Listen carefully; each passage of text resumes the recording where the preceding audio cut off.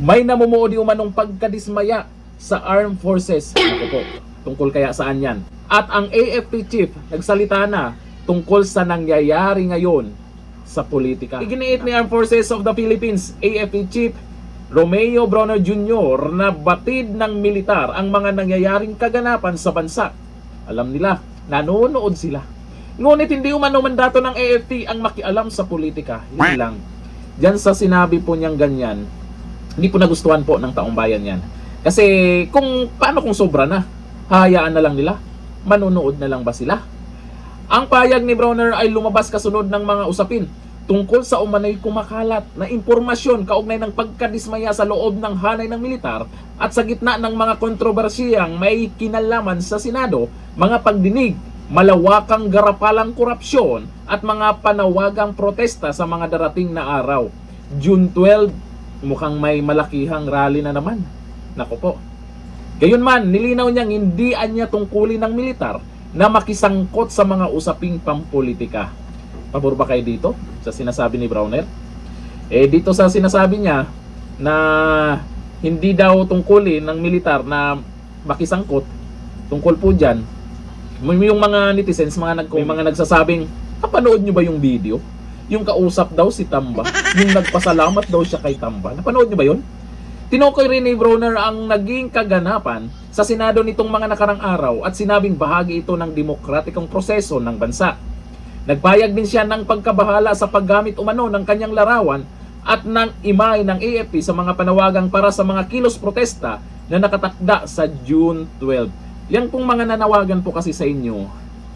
Kasi habang tumatagal po itong usapin po ng politika, lalo na po may mga binubunyag o may mga binulgar ang 18 ex-soldiers, tapos meron pang 14 ata. Tapos ngayon, kung ano-ano na naman yung ganap dyan sa Senado, matapos i-confirm ni Marcoleta na meron ngang pangalawa o sunod na Blue Ribbon hearing ngayong Huwebes. Yung ibang senador dyan na naisama yung pangalan sa di umanong nadeliveran ng mali-maletang pera, hindi lang pera, babae pa raw. Grabe, tindi nyo ay gagawa ng paraan yan para hindi matuloy po talaga ang hearing na yan. Yung mga hindi sumuporta at sinisiraan po yung mga 18 ex-soldiers. Binigyan din ni AFP Chief na wala silang nakikitang banta mula mismo sa loob ng Armed Forces at nanatiling disiplinado at professional ang mga sundalo. Pero iba ang sinasabi ni Senator Ping Lacson.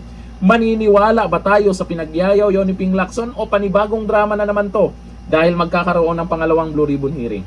Ayon dito, Ping Lacson nagbabala umano, lumalalim na pagkadismaya sa loob ng Armed Forces. Depende sa inyo kung naniniwala kayo sa sinasabi niya.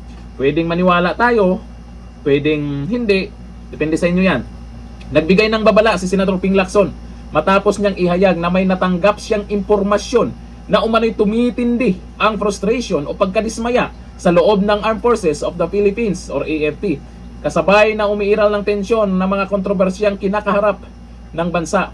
Ang pahayag ay lumabas sa gitna ng mga usapin hinggil sa umano'y security threats laban sa Senado at sa nagpapatuloy na political at institutional disputes sa loob ng pamahalaan.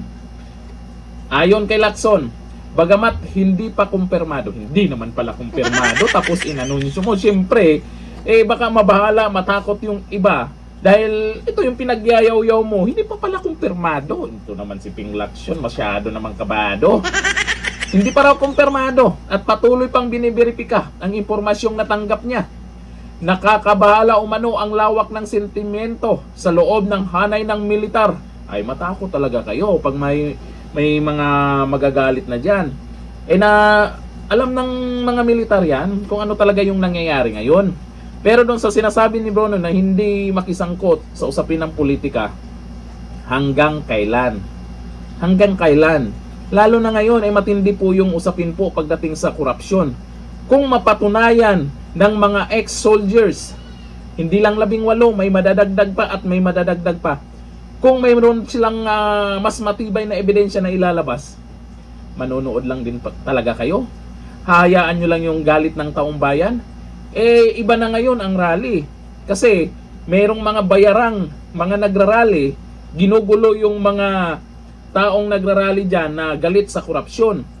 Hindi natin maiwasan na magkaroon ng sakitan. paano pag lumala yan? Wag naman sana. Paano pag lumala yan? Kasi marami nang nagagalit dahil dito sa nangyayari ngayon sa Senado, mismong mga senador hindi na nagkakasundo. Kanya-kanya na ng bendalo. Ay, yung sa ibang senador gusto bendalo.